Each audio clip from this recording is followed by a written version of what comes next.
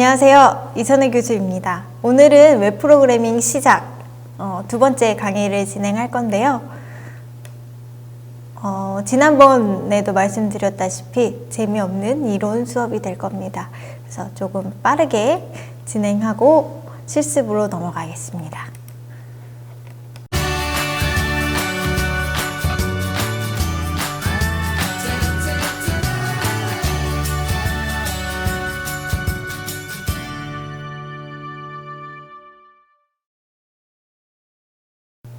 네, 인터넷이라는 건 우리한테 익숙하게 들리는 단어인데 실제 인터넷이라는 단어가 무슨 뜻인지 알고 계신가요? 여러 통신망을 하나로 연결한다는 의미고요. 인터 네트워크라는 말에서 시작되었습니다. 그래서 이제는 전 세계 컴퓨터들을 하나로 연결하는 거대한 컴퓨터 통신망을 의미합니다. 그래서 스트럭처는 지금 아래에 보이는 그림처럼 컴퓨터, 모바일, 태블릿이라는 클라이언트들을 인터넷이라는 망으로 엮어 서버랑 통신하게 하는 기술을 말하는데요. 구조는 지금 아래와 같고 실제 액션은 TCP/IP 프로토콜이라는 작업을 합니다. 보시면 벌써부터 재미가 없죠. TCP/IP 프로토콜. 자, TCP/IP란 무엇인가? 트랜스미션 컨트롤 프로토콜이라고 해서 전송 제어를 규약한다. 그리고 IP는 인터넷 프로토콜, 인터넷 규약입니다. 규약이라는 말 자체는 약속인데요. 어떤 규칙을 정하는 약속이라고 보면 되고요. 프로토콜은 시스템과 어플리케이션, 프로그램에서 정보를 교환할 때 어떻게 교환할 건지, 이런 메시지 형식이나 뭘 먼저 보낼 건지 이런 것들에 대한 규칙 세트라고 보시면 됩니다. 그래서 현재 수많은 프로그램들이 인터넷 통신을 한다고 하면 대부분은 TCP/IP 프로토콜을 이용하고 있고요. 대다수 프로그램들이 TCP/IP 통신을 하고 있다고 보시면 돼요. 자세하게는 우리 네트워크 시간에 매우 많은 내용들 그리고 프로토콜 종류들도 배울 거고요. 우리는 웹이니까 인터넷 프로토콜만 먼저 보고 넘어가겠습니다. 자, 인터넷의 특징, 개방된 구조고요. 현재 인터넷 골격을 이루는 TCP/IP는 개방된 규격을 가지고 있고 제도적으로 인터넷 사용자는 누구든지 새로운 표준안을 제안할 수 있습니다. 호스트 간 평등, 모든 연결된 컴퓨터는 송수신에 대해서 대등한 위치에 놓입니다. 인터넷을 이용하는데 누구는 빠르고 누구는 데이터를 못 받고 이런 경우들이 없잖아요. 그래서 이 부분은 우리가 누구나 동등한 위치에 있다라는 거고요. 독자적인 주소 할당, 인터넷에 연결된 모든 컴퓨터는 32비트의 고유한 IP 어드레스를 가지고 있습니다. 그래서 인터넷에 연결을 했다면 IP 주소를 할당받게 되고요. 이것은 고정 IP인지 유동 IP인지 여러 가지 우리가 많이 들어봤을 거예요. 그리고 익명성 제공. 인터넷을 이용할 때 우리의 직업, 인종, 나이 이런 부분들을 서로 알 수 없는 익명성을 제공합니다. 그래서 이런 익명성인 부분 때문에 여러 가지 인터넷을 사용할 때 문제들이 제기되고 있죠. 그래서 실명 인증이라는 말들이 나오는 이유 자체가 인터넷은 익명성을 제공하기 때문입니다. 쌍방향 통신, 그래서 서로 동시에 참여할 수 있는 쌍방향 통신을 제공하고요. 채팅이라든지 여러 가지 같이 이야기할 수 있는 소통되는 부분들은 쌍방향 통신이라는 특징 때문에 가능한 부분입니다. 간단하게 인터넷 역사에 대해서 이야기할 건데요. 이 역사는 나름 우리한테는 좀 충격적으로 다가올 수도 있을 것 같아요. 이름도 어려운데 스푸트니크 충격이라고 합니다. 1957년 10월 4일에 소비에트 연방이 스푸트니크 1호라는 미사일을 발사하는데 성공합니다. 이걸 보고 미국이 과학기술 교육 부분에서 충격을 받습니다. 그래서 미국은 1969년도 군사기술 개발을 효율적으로 수행하기 위해서 대학, 연구소, 정부기관, 이런 컴퓨터들을 네트워크로 묶어버리는 프로젝트, 알파넷이라는 프로젝트를 시작하게 됩니다. 그래서 데이터 전송 속도가 점점 빨라지고 안정적인 TCP/IP 프로토콜을 사용함에 따라서 점점 이게 발전하게 되는데요. 그래서 우리 소규모 네트워크들을 엮어내기 시작하면서 이게 전 세계적으로 컴퓨터들이 엮여지면서 지금은 현대인에게 없어서는 안 될 존재가 된 게 군사 기술 때문이라는 거 조금은 충격적이지 않나요? 네, 이걸로 넘어가고요. 인터넷 주소 체계 한번 알아볼게요. 서버 주소 유형, IP 주소, 도메인 네임 이 두 가지가 있는데요. IP 주소는 인터넷 프로토콜 어드레스라고 하고요. 현재는 IP 주소 체계는 IPv4가 있어요. IPv4는 버전 4라는 뜻이고요. 0부터 255개까지 4개의 점으로 구분해서 사용합니다. 255.255.255.255 172.23. 이렇게 우리 IP 주소 불러지잖아요. 이게 4블럭으로 나눠져 있는데 얘가 32비트 주소 체계를 가지고 있고요. 이 32비트 주소 체계로 이제 여러 개를 만들다 보면 약 43억 개의 IP 주소를 할당할 수 있어요. 근데 지금은 인터넷이 너무 급격하게 발달하면서 이 IP 주소가 부족해졌어요. 43억 개 가지고는 이제 부족한 시대가 왔기 때문에 IPv6까지 지금 제한되고 있고요. 우리 컴퓨터 설정하다 보면은 IPv6라는 화면들 많이 볼 거예요. 그래서 이 주소 체계가 지금 점점 나오고 있는 추세고 이를 해결하면 128비트 주소 체계가 만들어질 거라는 예상들입니다. 도메인 네임은 우리가 더 익숙한 부분인데요. IP 주소는 숫자 4개로 구성되어 있어서 외우기가 좀 어렵죠. 그래서 내 사이트 들어오려면 183.27. 몇몇 점으로 들어와 라고 하면은 그거는 외우기가 어렵기 때문에 사람들이 접속하기가 너무 어려워져요. 그래서 사람들이 기억하기 쉬운 문자 형태로 표현한 주소가 도메인 네임이라고 합니다. 그래서 도메인 네임은 google.com, shsoftnet.com 이런 식으로 문자들 이렇게 해서 조합을 해서 구성이 되고요.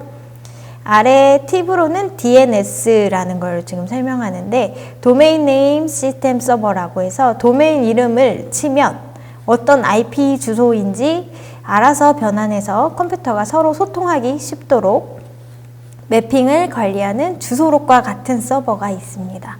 그래서 도메인 네임 서비스, 그러니까 시스템 서버에서 우리가 도메인 네임을 입력하면 얘가 어떤 IP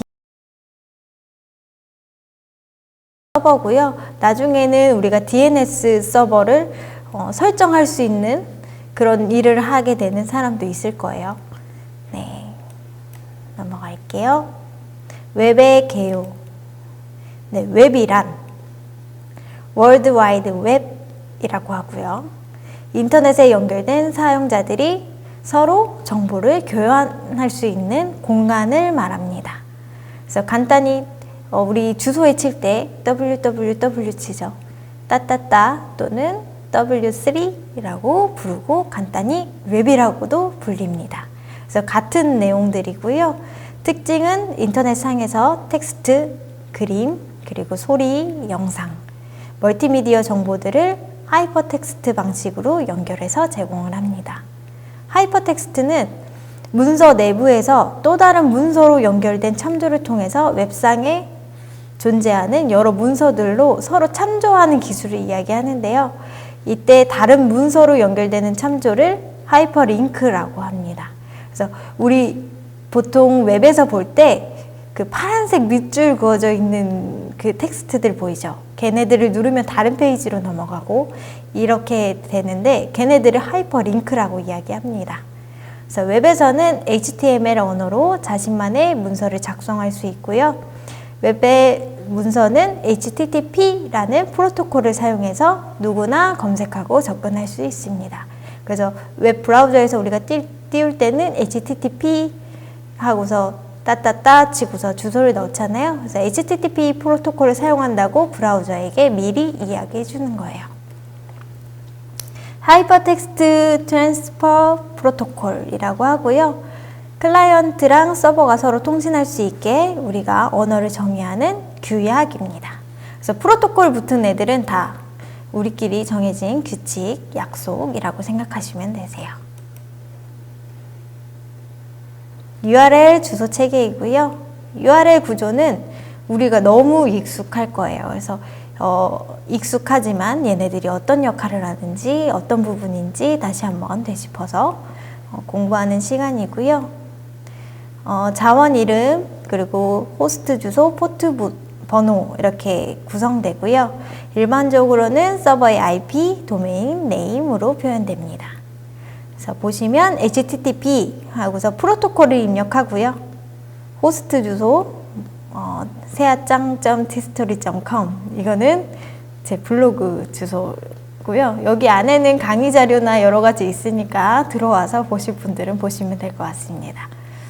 그래서 여기 도메인 호스트 주소 여기는 IP 어드레스를 넣어도 되고 도메인 네임 우리 아까 배웠죠. 그 주소를 넣어도 되고 그리고 땡땡 하고 여기 안에 포트 번호를 입력하게 됩니다. 포트 번호 기본은 80이고요. 우리가 그냥 도메인을 치고 들어가잖아요. 그 안에 있는 것들은 다 기본 80 포트라고 보시면 돼요. 그래서 생략이 된 거고요. 우리가 네이버.com 하고 땡땡 80 치면 똑같이 네이버에 접속이 가능합니다. 그래서 80 외에 다른 포트 번호들이 있다면 땡땡 하고서 포트 번호 입력해 주시면 되고요. 그리고 슬래시하고 파일, 실제 어떤 파일을 불러올 것인지 주소를 입력해 주고 물음표 하면은 이 안에 쿼리들이 진행됩니다. 그리고 샵을 누르면은 섹션이라고 해서 어떤 부분을 보여줄 것인지가 나오는데 이 부분은 우리가 실제 코딩을 하고 테스트를 해보면서 직접 보는 게 더 도움이 될 것 같습니다. 주소 측에 넘어가고요. 프로토콜 식별자 해서 우리 HTTP는 웹 브라우저, 웹 서버에 접속하기 위한 프로토콜이라고 했죠. 하단에 FTP는 파일 서버에 접속하기 위한 프로토콜이에요. 그래서 우리가 어떤 파일 서버에 접근하려면 HTTP 대신 FTP 하고 땡땡 해서 그 안에 있는 서버 주소 입력하면 파일 서버에 접속할 거고요. 요새는 파일 서버를 많이 이용하는 추세라서 여러분들도 좀 익숙하실 거예요. 그리고 메일2라고 하면은 전자메일 서버, 우리 이메일, 메일을 보내기 위한 프로토콜은 메일2라고 합니다. 그리고 텔넷은 우리 원격 서버에 접근할 때, 원격을 들어갈 때 어떤 서버에 접속을 할 때는 텔넷이라는 프로토콜을 이용합니다. 웹표준입니다. 웹표준은 W3C W3C는 왜 그러냐면 월드 와이드 웹 이 애들을 줄여서 W가 3개잖아요. W3C에서 재단에서 HTML 표준을 비롯해서 웹 표준안을 제작합니다. 그래서 이 재단에서 하는 일들은 국제적인 웹 표준화를 하기 위한 단체고요. 현재는 표준안이 HTML5까지 나와 있고요. HTML5 5.1에 대해서 지금 논의 중인 걸로 알고 있습니다. 그래서 표준안 발표 히스토리 나와 있고요. 1부터 5까지 1991년도부터 2014년까지 지금 계속해서 표준안을 발표하고 있습니다. 자, 웹의 역사에 대해서 이야기할 건데요. 이 부분은 그냥 알고 넘어가는 시간으로 생각하시면 될 것 같아요. 1차 웹 브라우저 전쟁이라고 표현하는데요. 우리 웹 브라우저를 가지고 거의 기술 전쟁이 일어났어요. 넷스케이프라는 웹 브라우저가 있었어요. 지금은 IE나 크롬 이런 것들이 많이 쓰이지만 넷스케이프라는 웹 브라우저가 초반에 마이크로소프트랑 인터넷 익스플로러 웹 브라우저를 가지고 기술 전쟁이 발생했어요. NCSA라는 웹 브라우저 모자이크를 최초로 발표했어요. 그리고 나서 넷스케이프 커뮤니케이션에서 웹 브라우저 넷스케이프를 또다시 발표했고요. 그래서 모자이크라는 웹 브라우저랑 넷스케이프라는 웹브라우저가 나왔죠. 그리고 마이크로소프트에서는 이걸 보고 인터넷 익스플로러를 발표하게 됐어요. 그래서 마이크로소프트에서는 인터넷 익스플로러의 점유율을 높이기 위해서 윈도우 운영체제에 강제로 설치를 하기 시작했어요. 그러면 윈도우가 팔리면 자동으로 인터넷 익스플로러가 설치가 되겠죠. 그리고 아메리카 온라인 AOL이라는 곳에서 넷스케이프를 인수를 해요. 그래서 경쟁 구도로 뛰어들었지만 점차 하락 후 붕괴하게 됐습니다. 그래서 인터넷 익스플로러가 대체로 많이 쓰이고 사용될 때 우리 인터넷 익스플로러를 쓰다 보면은 항상 뜨는 게 있죠. 플러그인. 웹브라우저를 연동되는 프로그램을 사용자 PC에 추가로 설치하게 되는데요. 대표적인 플러그인으로는 우리 액티브엑스 그리고 어도비 플래시 등이 있습니다. 그래서 W3C 재단이 웹브라우저 정제 때 발생한 기술을 제대로 표준화하지 못해서 그리고 이거에 대한 불만을 느낀 기업들이 별도로 플러그인 형태로 개발을 하게 됐고요. 그래서 사람들이 계속해서 인터넷 익스플로러를 쓰는데 불편함을 느끼고 있던 추세였어요. 그 다음으로는 웹 2.0 시대가 나왔죠. 웹 2.0이라는 내용들도 우리 많이 들어봤을 텐데요. 웹 2.0이라는 뜻은 서로 다른 사용자가 함께 새로운 컨텐츠를 창조할 수 있는 시대. 대표적으로는 위키피디아라고 보면 되고요. 그러니까 하나의 컨텐츠에 여러 사람들이 정보들을 같이 공유하고 컨텐츠를 만들어가는 걸 이야기하고요. 웹 2.0 이후에 다시 2차 웹 브라우저 전쟁이 발생합니다.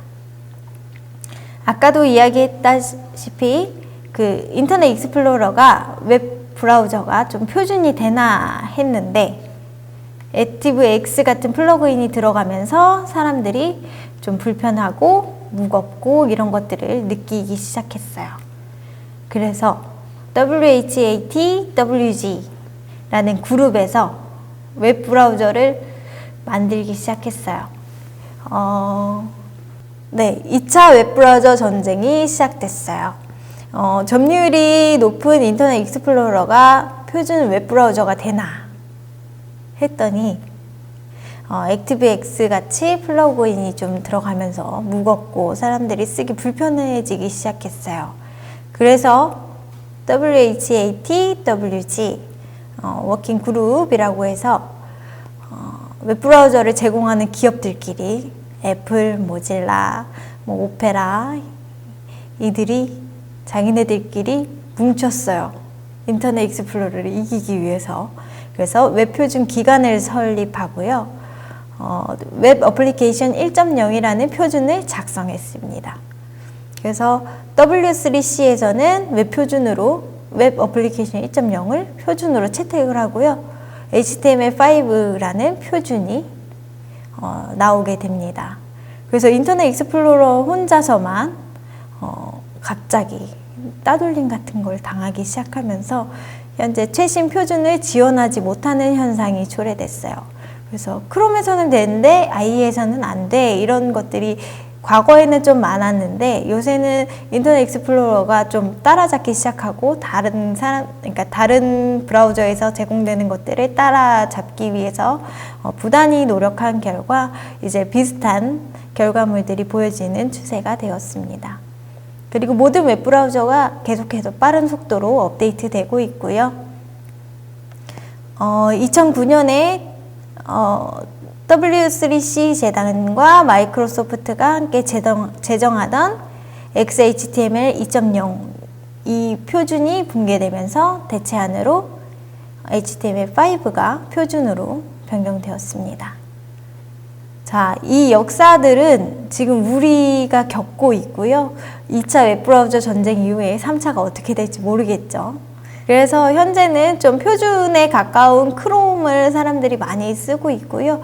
우리가 브라우저를 크롬에 맞춰서 많이 만들기도 하는데 우리가 만약에 서비스를 해야 한다면 IE, 크롬, 모든 사파리, 모질라 등등을 다 대응해야 되는 게 현실입니다.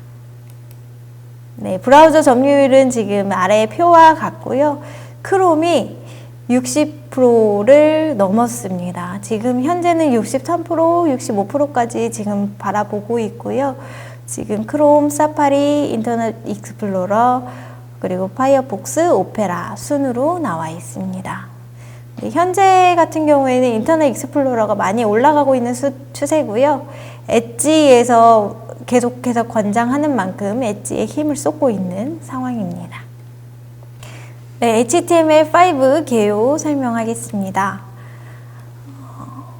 우리 아까 배웠죠? 웹표준으로 현재 HTML5가 되었다. 그래서 웹 어플리케이션 1.0이 W3C가 인정하게 되었다. 그래서 결국 HTML5는 웹표준 기술을 총칭한다. 그래서 과거의 언어 우리 지금 배울 필요 없어요. XHTML 배울 필요 없고 HTML5를 가지고 표준으로 되어 있는 기술들을 배워서 활용하면 됩니다. HTML 특성 어떤 게 추가되어 있는지 보는 게 좋겠죠. 멀티미디어, 플래시와 같은 별도의 플러그인 없이 음악과 동영상을 재생할 수 있고요. 우측에 보여져 있는 이 동영상 스샷 화면이 HTML5 유튜브에서 플레이되는 부분을 이야기합니다. 그리고 그래픽, 오른쪽에 막 돌아가고 있죠. 다각형이. 이 부분들은 2차원, 3차원 그래픽을 구현할 수 있게 되었습니다. 그래서 태그만을 가지고 2차원 벡터, 그리고 3차원 그래픽을 구현할 수 있게 되었습니다. 그리고 지금 우측에 돌아가고 있는 거는 자바스크립트를 사용해서 3차원 그래픽이 구현된 부분이고요. 아래 링크 이동해서 테스트 해보시면 됩니다. 네, 통신. 기존에는 요청과 응답 기반의 단방향 통신이었는데요. HTML5에서 서버랑 실시간으로 쌍방향 통신이 가능하게 됐어요. 그래서 웹에서 실시간 채팅이랑 실시간 온라인 게임을 할 수 있게 됐는데요. 지금 현재 HTML5로 만들어진 게임들이 되게 많은 편이에요. 웹에서 게임을 하면서 얘네들이 웹 HTML5로 만들어진 줄도 모르고 게임을 하는 경우들이 많을 거예요. 카카오톡 게임별, 우리 카톡 들어가면 보이죠? 게임별에서 하는 게임들, 그리고 스페셜 포스 2, 우리 많이 하는 걸로 알고 있는데 이것들은 IP를 이용한 HTML5 웹소켓을 사용해서 실제 사람들이랑 소통할 수 있게끔 게임이 제작된 부분입니다. 그리고 장치 접근이라고 해서 배터리 정보, CPU 사용량 이런 장치에 직접적으로 접근해서 카메라랑 GPS, 진동벨 이런 것들을 사용할 수 있게 되었습니다.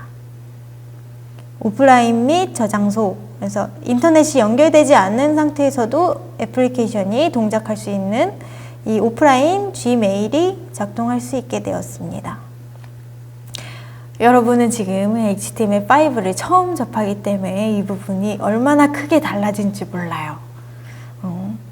이게 얼마나 좋아진 건지 여러분이 알아야 될 텐데 이 좋은 기능들을 자, 시멘틱 태그 이 부분은 뭐냐면 검색 엔진 같은 프로그램에서 구글, 네이버 이런 데서 정보를 분석하고 처리할 수 있게끔 우리가 단순 코드 구성이 아니라 얘네들이 어떤 부분이라고 알려주는 부분인데요. 이 시멘틱 태그를 얼마나 잘 구성했느냐에 따라서 검색되는 부분이 달라집니다. 그래서 사이트를 검색이 잘 안 된다 하면 우리가 시멘틱 태그를 잘 이용했느냐, 그리고 여러 가지 태그들을 잘 처리했느냐도 되게 중요한 부분이에요.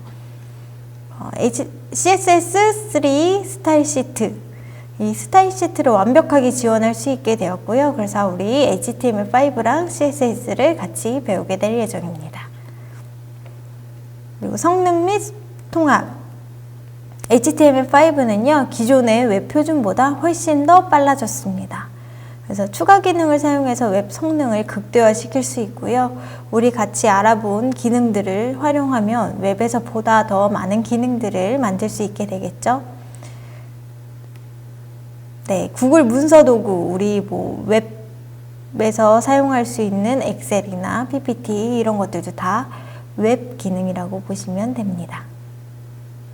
자, HTML5에 적용되는 부분, 웹 어플리케이션이라고 할 수 있는데요.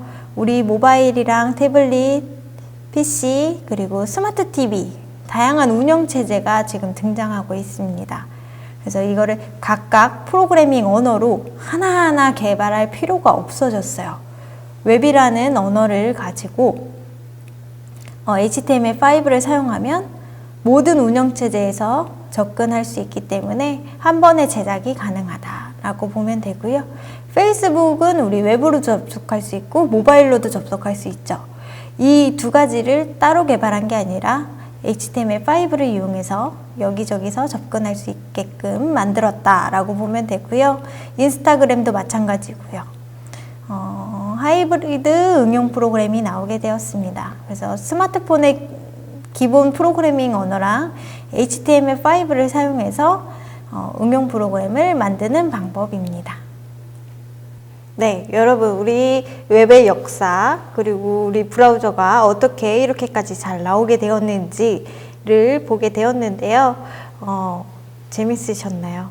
제가 재미없는 강의가 될 거라고 분명히 말씀드렸어요. 저한테 뭐라고 하시면 안 돼요. 그리고 우리 이제 앞으로 HTML5, CSS 등등을 배우게 될 거니까요. 조금 더 기대해 주시고요. 재밌게 앞으로 또 진행하면 될 것 같아요. 재미없는 이론 강의 듣느라 고생 많으셨습니다. 다음 시간에 뵙겠습니다. 안녕!